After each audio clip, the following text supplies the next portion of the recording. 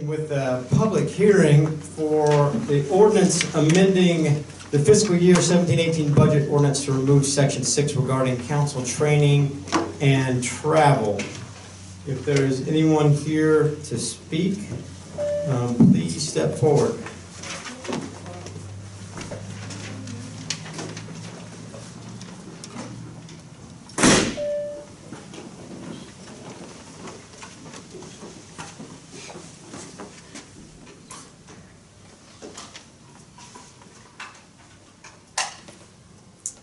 All right, if there's no one here to speak on ordinance amending the fiscal year 17-18 budget ordinance to remove section 6 regarding council training and travel, I will now close the public hearing.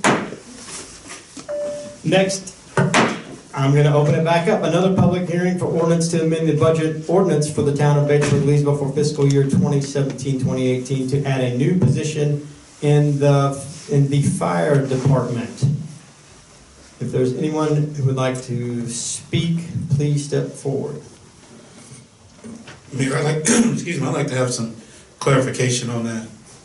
So I don't know which staff is going on. Jay, is that you? It says something better suited for second reading. We can do that during second reading. If there's anyone who wants to speak from the audience during discussion of second reading, Councilman.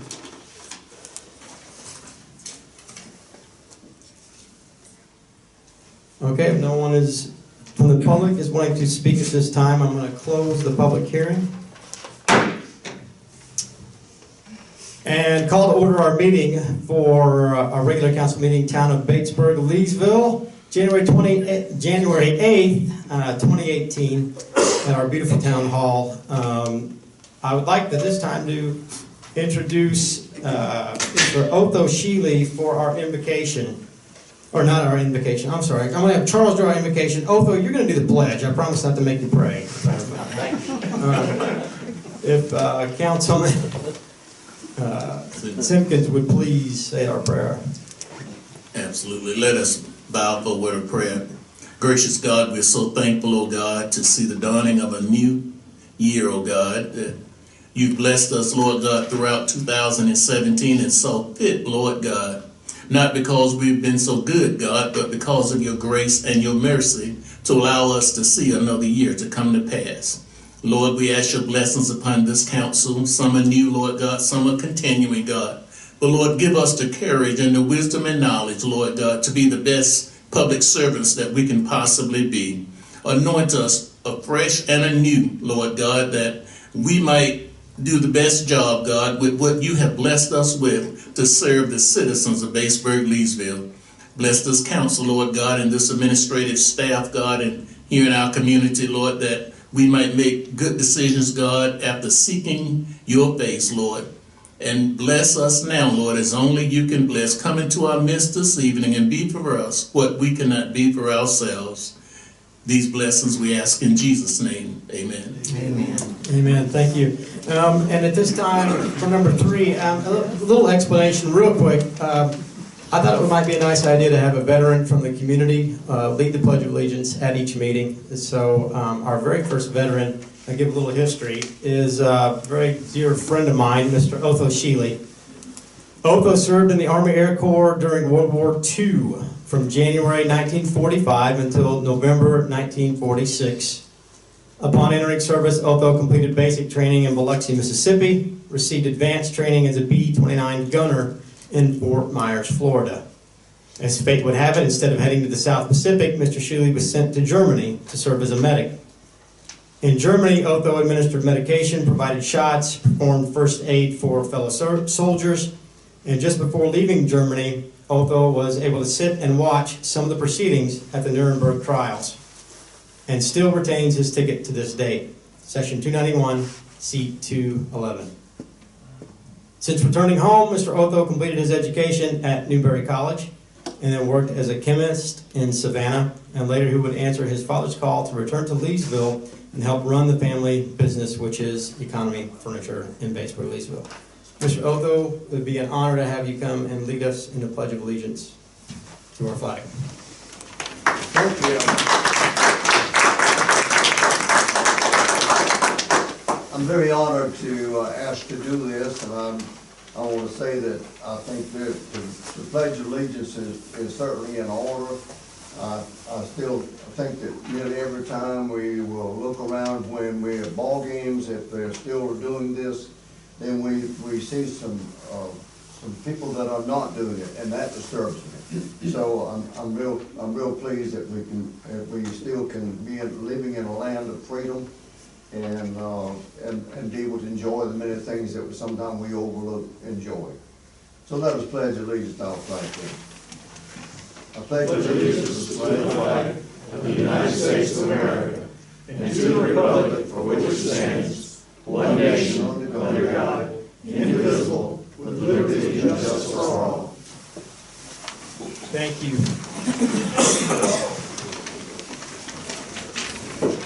Continuing on to item 4, approval of the agenda. Do I have a motion? So moved, Councilman Simpkins. Do I have a second? Second. Councilwoman Deloach. And I'm going to do a roll call. Any discussion? District 1? Yes. District 3? District 3 votes yes. 4? District 4 votes yes. 5? District 5 votes yes. 6? Yes. 7? Yes. 8? Yes. And I vote yes.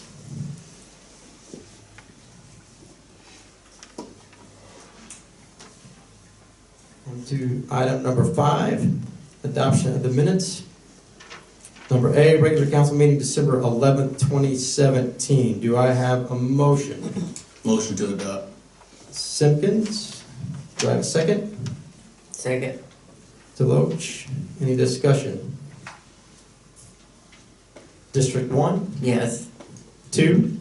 Sorry, 3? What are we doing now? This is the minutes. This is the District 3 minutes. votes no. 4? District 4 votes yes. 5? Yes. 6? District 6 votes yes. 7? Yes. 8? Yes. And I vote yes. Moving on to item number 6, the mayor's report. Item number 8, next regular council meeting will be February the 12th, 2018. And let's move into item B1, the council committee's report. Central Midlands Council, Olin Gambrell is out this evening. Item number 2, Environmental Planning Advisory Committee, Councilman Jason Prowse. There was no meeting this month, so I have nothing to report. Thank you. And for Joint Municipal Water Sewer Commission, the meeting will actually be on Wednesday of this week, will be the first meeting that I attend. Mike Taylor is unavailable for item C for BL Chamber of Commerce update. I believe a pipe broke in the wall of his house, so you may want to check in on him. Mayor, he did send me his Send you report. something, please, Teddy, if you would. A few highlights. Going back to last month's EDC report, Councilman Larry Brigham reported that the county had funds available, to which the county has approved $178,290 for our pump station grant that we've received through CDBG. Mike Eades, who is the Economic Development Director for Lexington County, reported that most of the dirt pile in the industrial park has been removed at this point. I know the county tomorrow is voting on the landscaping, lighting agreement with SENG and the covenants for the industrial park to get those adopted. Mr. Eades did report that the county has sent out a lot of information on our industrial park to numerous requests that they've had for information on the park. He also reported that Lexington County will be getting 10 solar farms. This is an investment of $106 to $107 million. The farms will vary in size, with the largest being around 750 acres. What I don't know from this report is where they intend to put these farms, and that's something that I plan to reach out and try and figure out tomorrow to see if we got something coming out this direction. Arts on the Ridge and the Dream Catchers both had a great 2017 year and have made their plans for 2018, and that was it for his report. Thank you, Teddy. So moving on to the item 7, public comment regarding items on the agenda. Nobody signed up. No one has signed up, thank you. Moving on to item 8, unfinished business. We have a second reading of ordinance amending the fiscal year 17-18 budget ordinance to remove section 6 regarding council, training, and travel. Mayor, I move that we adopt the ordinance for fiscal year 17-18 budget to remove section 6 regarding council training and travel. Motion by Councilman Simpkins. Do I have a second? Second. By Councilwoman Deloach. Any discussion? All right. District 1. Yes. 3. District 3 votes yes. 4. District 4 votes yes. 5. Yes. 6. Yes. 7. Yes. 8. Yes. And I vote yes. Thank you.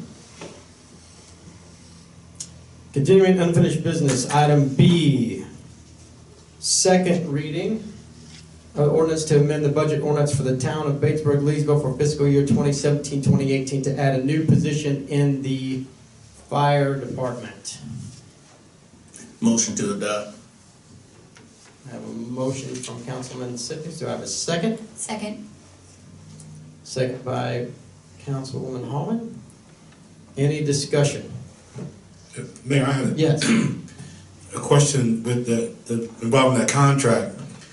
Does that position sunset at the end of the grant period? Can I, who would be the best person? I think. I think I'm gonna Chief call out- Hendricks would be able to better Yeah, answer Chief the Hendricks, question. please.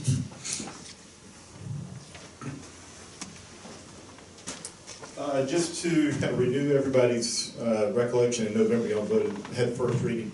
It's a $233,000 grant for 4 years, 100% funded for salaries and benefits. My hope is that we will be able to partner with the school district and continue that position, but there is no guarantee, and all candidates will be informed that there's no guarantee that that position will be continued. Now, I certainly hope that it's successful. The goal is to recruit and retain volunteer firefighters. So that is our objective, and certainly I hope that we're successful and that it makes good sense for us to continue. But technically, November 21st of 2020, or November 11th, 2021, that grant expires. So And what happens after that, at that point, contractual? there, to my knowledge, there's no contract of any type. I mean, the employee, whoever that may be, we haven't hired anybody, obviously. They would be informed that it's a grant position and there's no guarantee. And I believe at this point, there are 6 people interested in the job. Yes, At this we point. received 6 applications. Any other questions? Jay, when you said at the end of the 4 years, your hopes are that we can partner with the school district.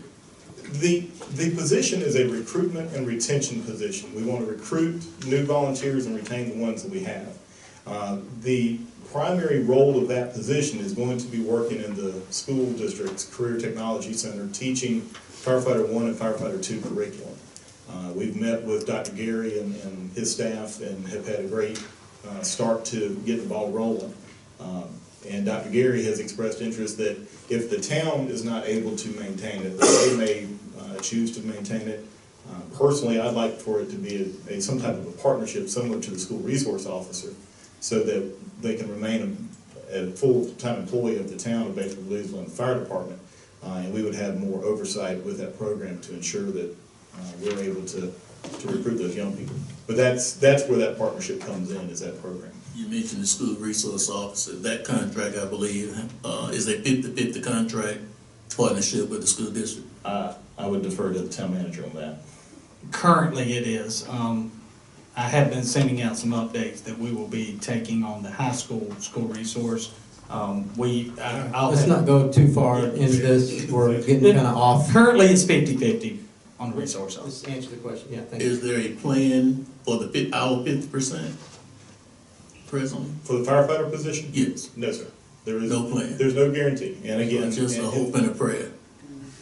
That's It's a 4-year it's a 4-year. position, the person coming in and applying for it has complete knowledge. Yes, it was. This is it the was in the deal. posting that it is a grant position for 4 years, and they will be fully informed of that. Yes, sir. What's the likelihood of you reapplying for the grant? I would be willing to say the likelihood is 100% that we'll reapply to try to extend it. Yes, but there's So that's another option of funding yes, that is another option. possibility. Has any other municipalities received this grant also? Newberry Fire Department received this grant, and theirs is expiring right around this time. Maybe actually it already has expired. And they had Was that their first time? Yes, that was their first time. They did not. I don't know if they applied for it a second time. They did not get a second one, but they ended up having success with their program and elected to maintain the position in a partnership with the county and the city of Newberry. So, Without this grant, does the fire department have $233,000 to help with retention in the schools without this grant? no, sir. Okay. Any other discussion? I think it's a great grant opportunity, Joe. Thanks, sir. Make sure we try to find some. We're definitely going to beat the bushes and try to maintain it. That's our objective. And I remind you again, we've got 38 volunteer firefighters and only 4 career firefighters on staff. So the Batesburg-Leesville Fire Department, as you'll see with our year-end presentation, we can't operate as we do without our volunteers. So that's the backbone of this department. So, all right, thank you. Thank you, Chief. Any other discussion? All right. District 1, Yes. District 3, District 3 votes yes. 4, District 4 votes yes. 5, District 5 votes yes. 6, District 6, yes. 7, Yes. 8, Yes. and I vote yes. Thank you so much. Passes. Moving on to item 9, new business, a resolution appointing Mayor Lance Schultz to the Joint Municipal Water and Sewer Commission. Do I have a motion? Mayor, I move that we resolve to appoint Mayor Lance Schultz to the Joint Water and Sewer Commission. Motion from Councilman Sipkins. Do I have a second? Second. Second from Deloach. Any discussion? Okay, I'll call for a vote. District 1, Yes. 3, District 3 votes yes.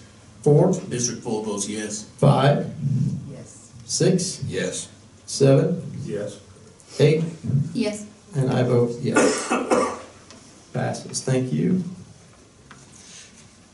Moving on to item 10, the manager's report. Letter A, upcoming town hall holidays and closures. Teddy. Do you want to go one by one, back and forth, me and you, or do you just want me to run through them? I kind of like controlling you, Teddy, so no, I will allow you to just go at your leisure. There's a ball game apparently. I'm trying to go quick. All right, we'll get through this pretty quick then. Martin Luther King Jr. holiday town hall will be closed on Monday, January 15th, in observance of this holiday. Next is the council annual statement of economic interest. It is that time of the year. I know many of you are new and just completed filling out statements of economic interest when you file to run for office. But there is a requirement to file every year. You will need to file again even if you file to run for office. The statements of economic interest are due March 30th, 2018. You'll just use the same login information that you used. I hope you wrote it down and saved it. If not, there should be an email recovery on there, and I do have instructions if you forgot. All filing must be done electronically, cannot be done by paper. And late filing penalty, just to note, is $100 at a minimum if you don't hit this, but there will be constant reminders from now through March in multiple different avenues from me, reminding you to get this done. Also, as a reminder, municipal officials and others living within your household are required to be included on the statement of economic interest. So you don't have to list how much people made, but you have to list the source of income. So Say that again, Ted. you have to list the source of the income, but you do not have to list the amount for people living within your household. And there were certain reasons that led to this, this rule that came out. Maybe payments weren't being made directly to elected officials, but to their spouses and things. So now you have to list the source of each member living within your household. So, but not amounts. And if you need more detailed information on this, I'll be happy to sit down and talk it through with you. That, by the way, that took effect last year, that new rule. At this time, would like to, Mayor, before we go into the presentations, I'd like to ask a few questions so we don't have to go back Okay. after we've done all this. A couple things. One, you mentioned school resource officers. Now, our resource officers at the middle school, correct? Correct. Okay. What is her job? What does she do? She covers both the middle school and the elementary school, both, moves between the two. What's the purpose of having her there is what I'm getting. How much, now wait, I don't know if I need to call a point of order because this is not on the agenda for this evening, or... Well, we're in the manager's report. Right. Okay, so we can ask the manager. Well, I mean... This is the ongoing operation of the town. This is not anything... Okay. I don't have more or less the detailed job description of the resource. My point, though, Okay. is that Go ahead. the resource officer at the middle school, she sits in the office down the hall, away from the front door.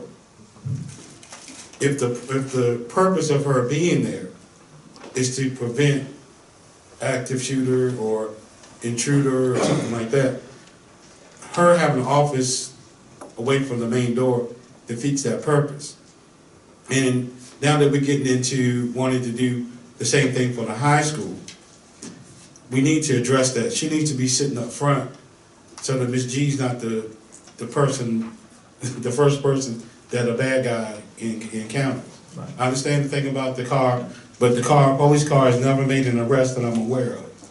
So, Well, no, I understand what you're saying. Right. I understand, and I tell you what, that's something I'd be happy to have a discussion with Dr. Gary about, is placement of the resource officer. yeah, we at have the to school. put her up front where she, I mean, that's... I'll be happy to have that discussion. Yeah, because she's not a disciplinarian. Right. You know, she's Right. not there to discipline kids or to You're scare off correct in that. the parents and all that crazy stuff. And also, the point of the school resource officer, the scope of work with a school resource officer is not just to stop an active shooter. They have other duties that they do. So it's not just that.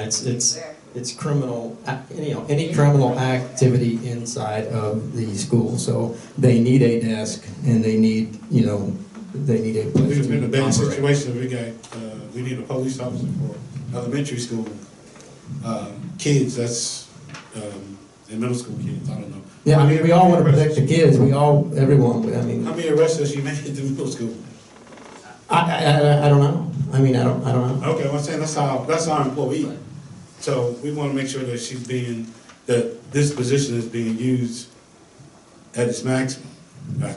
But anyway, especially before we start talking about, because the county was doing it. I don't know why we got into the school resource business in the first place, but I believe it's the sheriff's office is getting out of it. Yeah, the sheriff's department's That's- looking out. well, Yeah. they're getting out of it for a good reason, probably.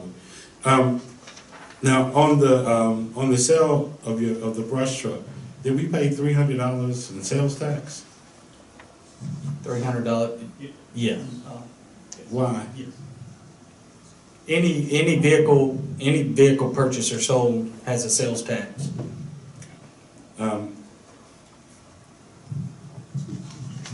When I was also, there's a couple of things on that register, but that was one. And also, there's no revenue shown in the budget for equipment, for the sale of equipment and property? Why is that? We have not sold any town equipment or property at this point in this budget year. But in the last budget period, did you put that in You talking about last year? there? Yeah. Yeah, there was a Our last line, budget. there was a line item for the sale of Did we property. sell anything? Did we? I don't know off the top of my head how much or what we Because I sold. don't remember seeing that in there, that's why I asked. Yeah, it would have been in the revenue. And the last thing on that registry was that you, bought business cards from councilmen, from District 6 for $500. Did you bid that? Was that a bid contract? I don't know what the ordinance is about doing business with council members, particularly without a bid. But $500 for business cards seems a bit much. I can't remember how many we ordered. I know we ordered for each council member. I think we had some additional cards we ordered. How many, was it 500, 250? Yeah, well, it depends on which ones we're talking about. You know, we did staff cards as well before that, and all that was prior to the election in November. And so, yeah, I mean, it was, I think, 9 employees get when we were looking at it. When was the order made? I would have to check the reference. I wasn't asked to provide that information today, so I don't have it on top of me. Sorry about Don't that. have the details to the, Okay, I can but follow up but tomorrow with you. Going on that. forward, we need to recognize that Mr. Mitchell is now a council person, and that we need to make sure that we bid all printing for the town, so that it just be fair, and we avoid any appearance of impropriety. Okay, Gotcha. thank you. Thank you, Mayor. Yeah, thank you, Councilman. At this time, let's see, would like to present to council the 2017 Town Award winners. When I mention you, if you would please just come up front, would like to recognize you. For the Employee of the Year for the town, Philip Bo Brunson, who works with the Street Department, Employee of the Year for this year.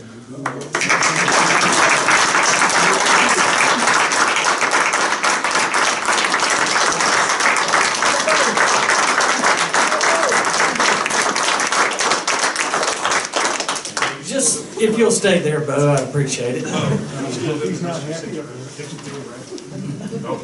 I'm gonna say this about Bo. Bo is a working machine. He can basically throw a couch over his shoulder. He can carry a mattress by himself. He can, if you need it done and you can't pick it up, Bo's your guy. He's a mule out there, man. He's got so much strength, it's not funny.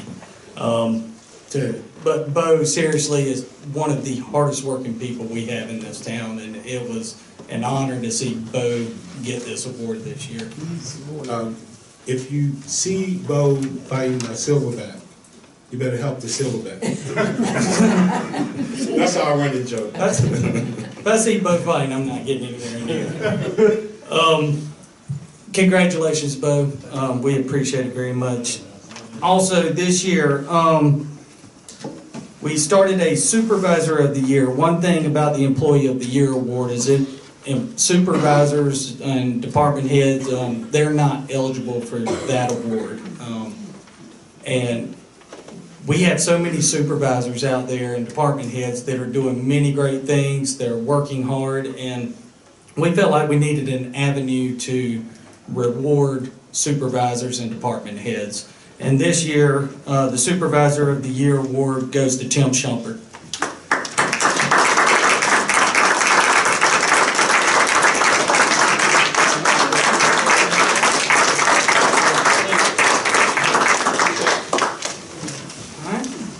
And the next one, our annual Department of the Year. This goes to a department that has really gone above and beyond for the year.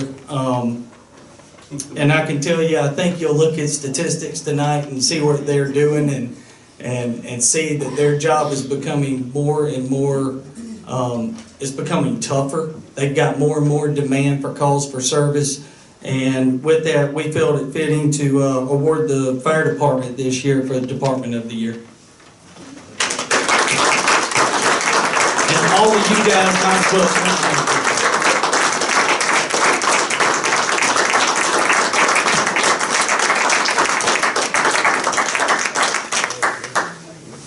All right, the fire department had their annual awards banquet, and unfortunately, this gentleman could not join us tonight because he is involved in some training. The fire officer of the year this year was Bobby Hallman at the fire department. And lastly, the fire department gives out on an annual basis a medical life-saving award. In just a second, I'm gonna call these guys' names and recognize the ones that are here. I am so sorry. Our Firefighter of the Year award was given to Neil Smith this year. I'm sorry. I do apologize, Neil. The next group that we're going to call out, I guess they would definitely fall into the, they did something heroic this year for someone, and that's the Medical Life-Saving Award that's given to guys that have done something to save someone's life throughout the year. And in just a minute, we're going to recognize them, but I am going to ask Chief Hendricks to explain what it is that they did to earn this award. But this year it was given to, I honored the three that are, or the two that are here tonight for that. Will Clark was part of that. Let's see. Is there any others that got that here? Not this year. So Will's the only one here, but it was also given to DJ Attaway, Chris Hallman, Crystal Huber, Ken Lorick, Blake Shealy, and Davey Taylor. Chief, if you would just update what it is that they did. On September the 10th, Batesburg-Leesville Fire Department responded to the dialysis center for an unknown medical call at the time. When we entered the structure, found a staff member performing CPR on a patient. Our crew took over, applied the AED pads, was able to get the return to circulation and had the patient, while maybe not conscious and talking, they were alive when EMS arrived on scene, transported to the hospital, and they were released from the hospital about a week later. So that was the award for this year. That was our one save. You'll see we ran over 400 medical calls this year, and that was obviously the most heroic moment. But that 7-person crew, 3 of those are in the same medical training class tonight, learning more skills and getting better. So, but I definitely want to congratulate and thank all of those firefighters for their efforts. Congratulations, guys. Thank you, guys. The last thing on this, the police department will have their annual party and award ceremony, hopefully sometime within the next month or so. And as soon as they award their officer of the year, we'll have them come back to the meeting. That's all I have. We'll turn it over to Jay and Chief whenever. Yeah, I see yours on the screen. Yep. All right. Third time's the charm, right? We'll keep this short and sweet, giving you a review of the 2017. You should have had this call total box in your packet. Just gives a month-by-month breakdown with the majority of call types. There's always a few others, and I believe Mr. Jim Mitchell asked about other fires at the Christmas party. When he saw the lawnmower on fire, realized, okay, that's what you mean. Other fires does include kitchen fires, pots on the stove. For clarification, structure fires, we only count it as a structure fire if it involves part of the structure. A pot on the stove, that's not a structure fire, that's a cooking incident that falls under other fires. But this year we did finish with 910 calls overall. The next page, the call comparison for 2015 to 2017, just kind of gives you an overview of where the majority of our calls are and how that has changed recently. I throw a lot of graphs at you and they show a lot of the same things. As you see, the trend is going up in just about every category except public service. Somehow we've gone down in that, and vehicle wrecks, even with the more traffic We actually dropped this year in the vehicle wrecks. But the medical first responders, as you see that trend from 296 in 2015 to 401 last year to 465 in 2017. The one that scares us the most is the year-by-year review, looking at total calls. Back in 2007, we had 358 calls, and with the exception of 2009, it has been a upward line, and this year we're at 910. And unfortunately, it does not show any signs of stopping. So we increased by nearly 60 calls this past year, over 75 the year before, 75 and 60 plus. So we're on a pretty significant upward trend.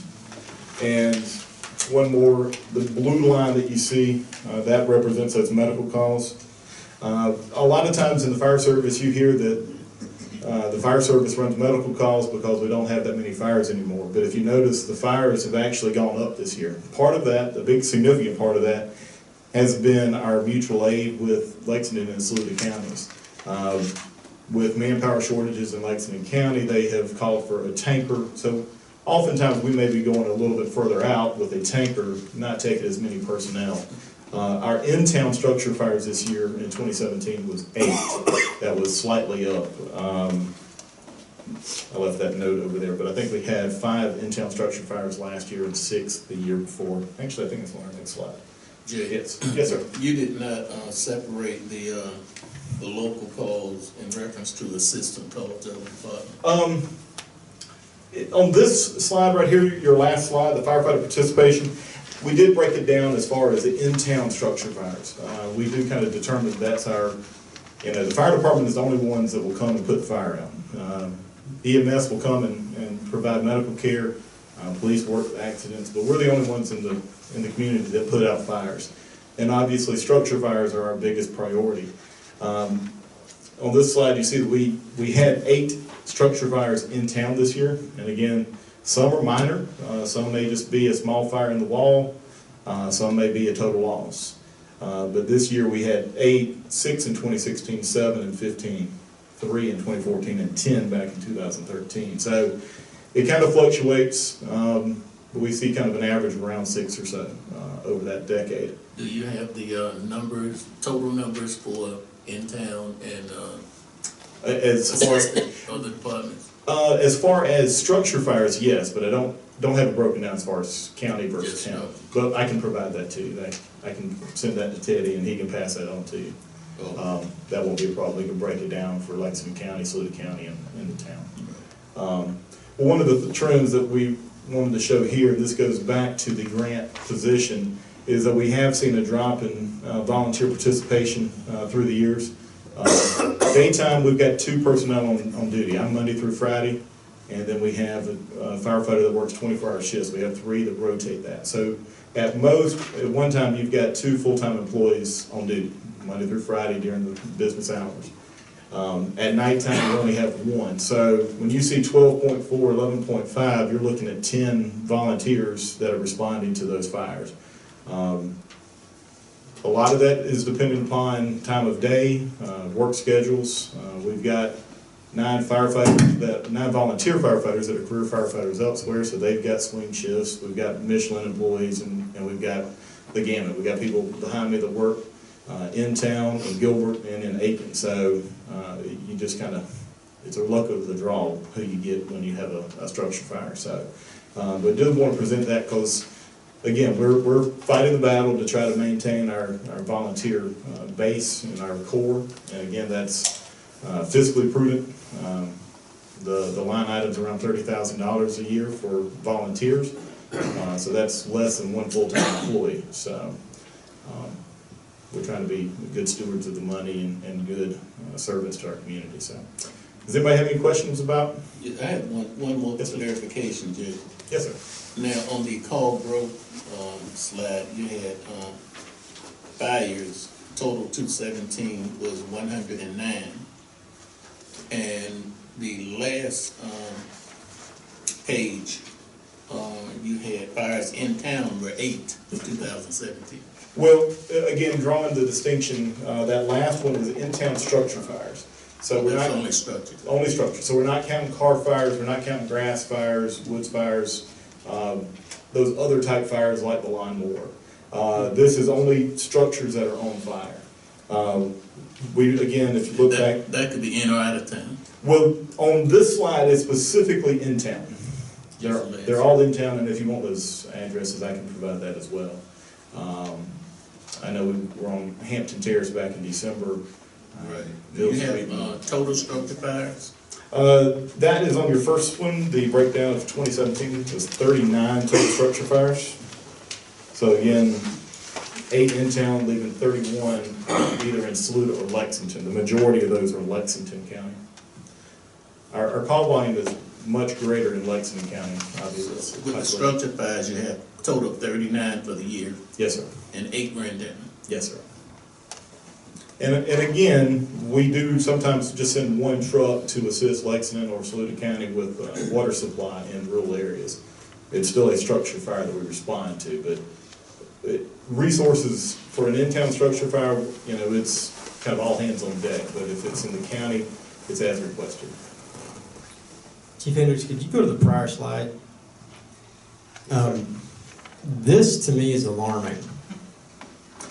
Yes, it is. The blue is the most alarming. Is this a lack of broccoli and exercise in our community? And that's I would what defer wanna to know. Councilwoman Hallman for that Because one. but- this is truly alarming. If- Or is it a lack of support from other agencies? Are we being tapped too much? What's happening? The first part is around 2011 is when we first really fully got invested in the first responder program of Lexington County.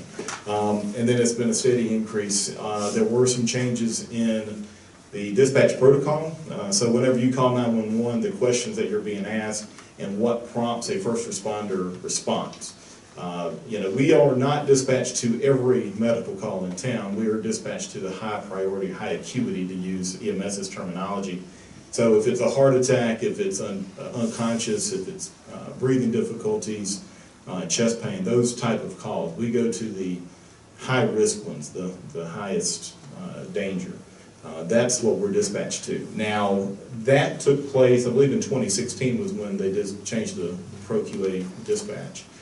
That did lead to somewhat of an increase, but we were already on a steady climb before that. It's not based off of EMS being in town or not being in town. We're dispatched regardless. We're dispatched on the call type, not on the location of EMS. So, Okay. we do not want to have an ambulance in the firehouse. That's their job at EMS. They do a great job with that. You do an awesome job. I was just about to ask you that, you get there, I mean, they have come to my house House a number of times and excellent, but we only have one ambulance. Lexington County has an ambulance station right next to the magistrate's office behind the health clinic. But if it's in Gilbert, If they are tied up on another call, Megan, you may need to help me with the terminology. They're fluid. You know, the EMS units around will float. We're not, it's a dynamic deployment system. They don't stay in one spot. They go where the indication for call volume is. They try to maintain an ALS unit in town limits at all possible, which is a Hardin substation, which would be the Batesburg substation right behind the magistrate's office. Now, they also keep BLS units staged around the area, so if it's not a high acuity call, then that BLS unit's gonna come in for that non-high acuity, so our ambulance is staged in our area to respond to that heart attack, that cardiac arrest, that choking child, so we have the ALS response with the fire department, and that's what training, they're actually increasing the fire department's training as we speak now. But you see the EMS calls throughout the county are increasing as the, of course, population increases.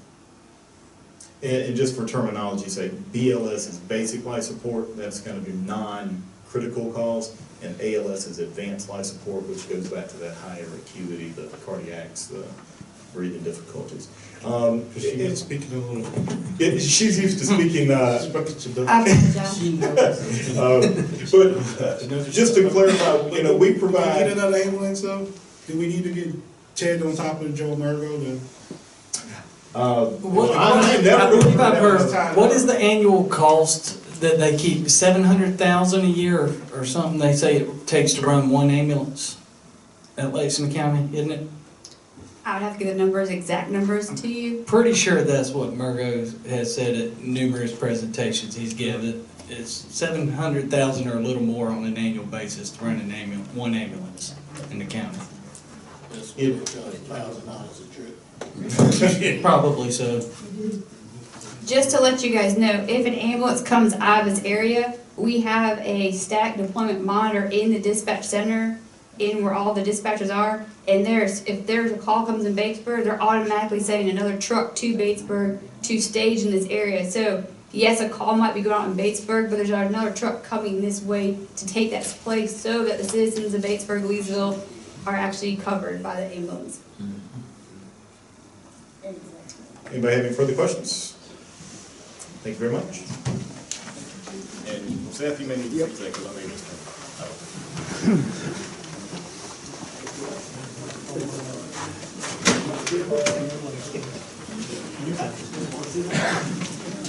Chief Oswald, thank you.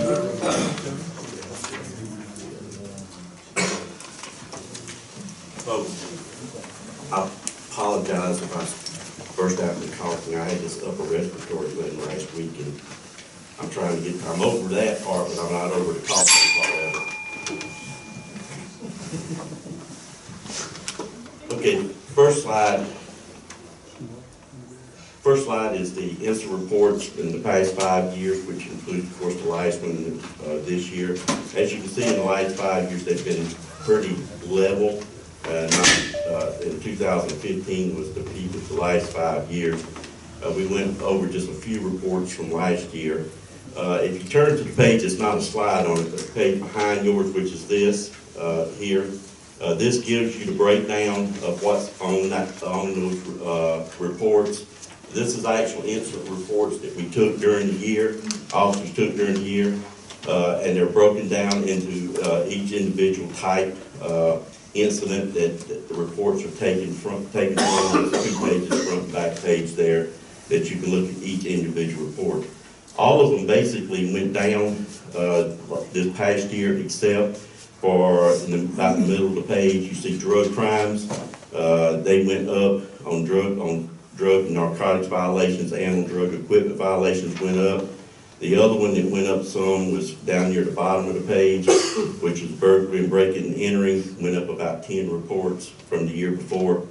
This gives you the breakdown of the reports that are on this chart, so you can see the type of reports that were taken during the year.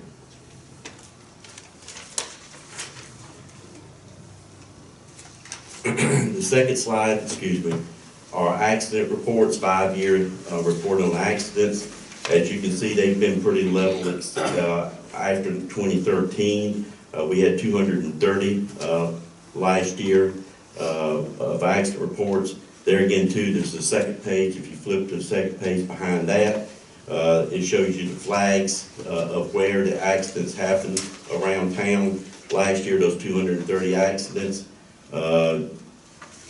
Most of them, as you can see, will be on the thoroughfares. Highway 23 and number 1 are the main congestion areas, and that's where the main part of those 230 accidents happen. There are some spread out in other areas of town by the flags, but that was the main ones what are on number 1 and 23 highway. Chief, what's the difference between a black flag, a green flag, and a red flag? The green flags are individual accidents. The red flags are 2 or more, and the black flags are 5 or above in that particular area. Auto accidents? Auto accidents, yes, correct. The next one after the accidents is the 5-year traffic ticket statistics. The tickets that were issued last year was 1,202, which was down from 1,700 the year before. This will vary from year to year according to the type of tickets issued, and also warrants. This is ticket and warrants issued. The next slide are the detention facility. Last year, we backed off a little bit of the year before and housed 503. Last year in our detention facility, our detention facility is just that. We just hold until bond is set, which is usually within 24 hours. Our judges come in the mornings and in the afternoons, if need be, if someone's in our facility, to set bond. Approximately 80 to 85% of the people who are arrested and in our facility bond out then, and saves us that transportation to Lexington County Jail, since we're so far away from Lexington County Jail. That prevents us from having to travel that distance for transporting people back and forth to Lexington County. The only ones that usually end up going to Lexington County are the ones that just cannot make bond for one reason or another.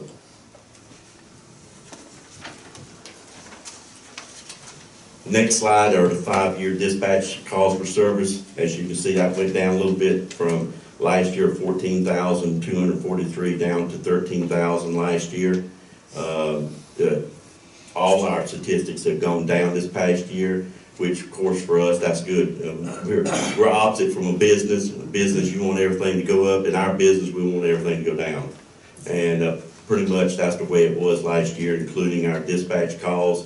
What our calls that our dispatchers handled last year went down some too from the year before. And the last is Citizens Assist. This is people who most people forget about, the people who just walk in from the everyday and 24-hour period of our dispatch area for our dispatchers to have contact with. We went down last year from 19,500 year before to 18,250 of actual walk-ins to our police department last year, people needing assistance of one thing to another. Part of that, we got to redo our door counter anyway on that too, to get a better statistic. But that's general. We think it was probably a little more than that's what I'm saying, but the last couple of months our door counter has not worked properly. It's getting old and not working good, and we need to replace that. Excuse me, I didn't change the slide. But that's the stats for the last year of 2017 on our reports, police reports. And Chief, what would you attribute the decreasing numbers to, just in your professional opinion? Well, there's several things. Of course, we always like to think we've done a good job of policing. We have done a good job, of course, of clearing our crime stats. Our officers work hard at that. But usually one of the biggest influences on crime in general is the economy. Usually crime will float with the economy. When you have a good economy, crime goes down. When you have a bad economy, crime goes up. That's pretty well standard philosophy in the police business, and it does work that way. If I had our stats back from 2009 and 10, when the bubble popped and the economy bottomed out, you could see we spiked in everything those couple of years there when the economy went bad. It went shot up. As the economy has gotten better, our stats have come down with the economy. So the economy is a driver with that. When more people have jobs, when more people are working and the economy is fluid, crime usually goes down. Thank you.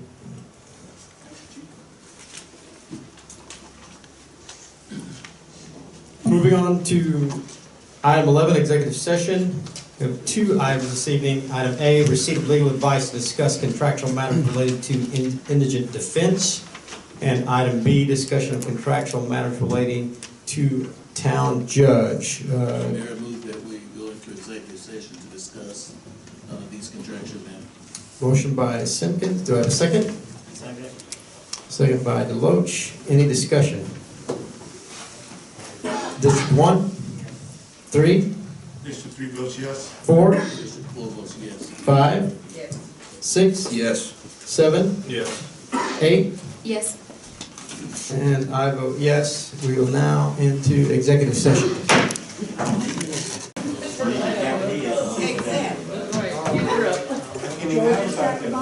Yes, you can. 6 minutes to play in the first quarter.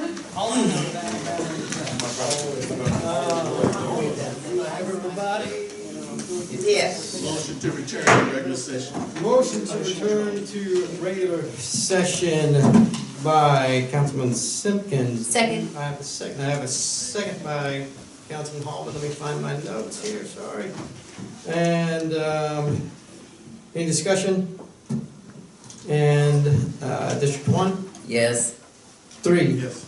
4, Full votes yes. 5, 5 votes yes. 6, Yes. 7, Yes. 8, Yes. and I vote yes. There are no actions taken on item 12 from executive session.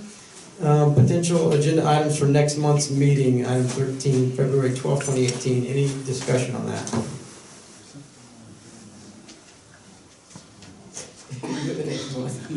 We'll think about it later. Okay, on to item 4. Yes. It's not an item for next month, but since we're all here, can't we get a count of how many would be able to attend the work session? Oh, that's a good idea. Say 10. Show of hands, what was the date again, remind me? January 22nd is January what was on 22nd. that form we had. written. 6:30? 6:30. Everybody good with 6:30? Plus dinner. Any recommendations for dinner? We're always left guessing. Plus dinner. Thursday night dinner. How about we start dinner at 6, meeting at 6:30, because it's always kind of trying to shove your mouth. There you at go. all. I'm good. Any recommendations for dinner this? What was the time? Dinner 6, work session beginning at 6:30, Yeah. On the 22nd. On the 22nd. 22nd. Everybody's good. All right, any more discussion on? I'll see if Wiz can 13? throw us something up. It's a Monday, he's not open, but he's generally pretty good about putting Wiz something will together. cook a special meal. Hopefully. Any other discussion on 13? Item 14, do I have a motion to adjourn? So moved. So move Simpkins, second. Second. Second Deloach. Any discussion? District 1, Yes. 2, or 3, Yes.